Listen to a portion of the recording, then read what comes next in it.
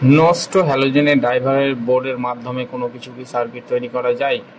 তো ড্রাইভারের মধ্যে একটি বড় একটা মসফেট লাগানো আছে, যেটা হিট সিঙ্গেল এখন লাগানো আছে। তো মসফেটটার নাম্বার হলো 10N65F।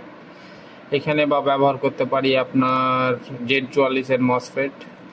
তো হিট সিঙ্গেল তো এখন লাগানো আছে, তো হিট সিঙ্গেলটাকে আমি প্রথমে রিমুভ করলাম। রিমুভ করার পর আমি সর্বপ্রথম একটি নেব বাল্ব, একটি 12 ভোল্টের বাল্ব বা সাদা এলইডি লাইট নিলেও চলবে।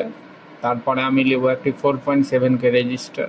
তো রেজিস্টারটাকে আমি মসফেটের যে পিনের নাম্বার আছে GDS, তো এগুলো পিনের নাম্বার। তো আমি প্রথম যে পিনটা আছে জি, ওটার সাথে আমি কানেকশন দেব।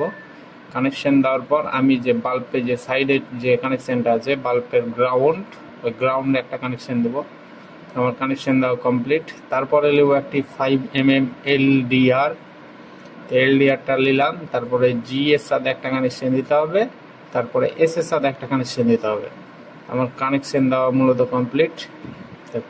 কানেকশন দাও তো এলডিআরটাকে আমাকে ঠিক করতে হবে, যেহেতু টেঁড়া আছে। তো ওটাকে সোজা করলাম। তো সোজা করার পর আপনারা ভালো করে দেখুন যে আমি কিভাবে কানেকশন দিলাম।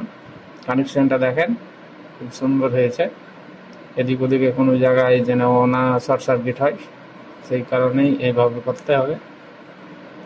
তারপরে আবার স্ট্যান্ডে লাগিয়ে দিলাম। লাগার পর আমি এখানে নেব একটি ব্যাটারি ইউজ করব। তো ব্যাটারিটা হবে 12 ভোল্টের ব্যাটারি।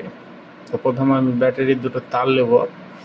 তো ব্যাটারির তার যে বাল্বের যে গ্রাউন্ড চিহ্নটা আছে, গ্রাউন্ডের সাথে আমাকে ব্যাটারির প্লাস চিহ্নটা কানেক্ট করতে হবে। আমি এই যে কানেক্ট করলাম। কানেক্ট করার পর আমি এবার নেব মাইনাস। যে মসফেটের যে এস চিহ্নটা আছে, ওই এস নাম্বারেই আমাকে কানেকশন দিতে হবে। আমার মূলত কমপ্লিট। এখন আমার মোবাইলে ফ্ল্যাশ জ্বলছে, ওই কারণে বলটা একটু আস্তে জ্বলছে। তো এই যে দেখুন জ্বালানি ভাব করছে, এভাবে বোঝা যাচ্ছে না। সেই কারণে আমি কী করবো, একটু মোবাইলটাকে দূরে করলাম, এবার স্পষ্ট বোঝা যাবে। আমি প্রথমে একটি টর্চ লাইট নিলাম।